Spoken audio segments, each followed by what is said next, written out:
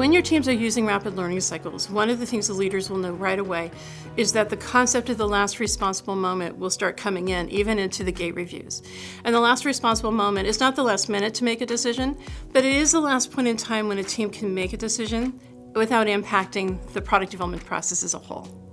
So, a team might show up at a gate review, and they might have some decision that you expected to be made, and they might say, we're not actually at the last responsible moment to make that decision. We think we'll make a better decision if we delay it and we make it later.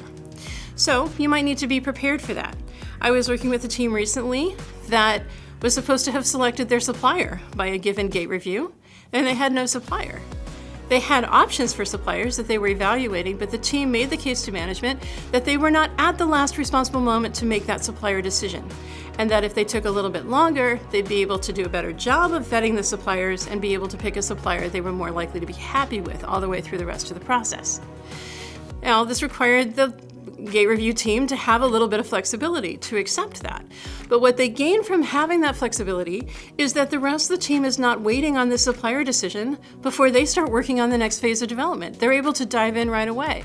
They're able to begin working on some of the other aspects of the design that are ready to go.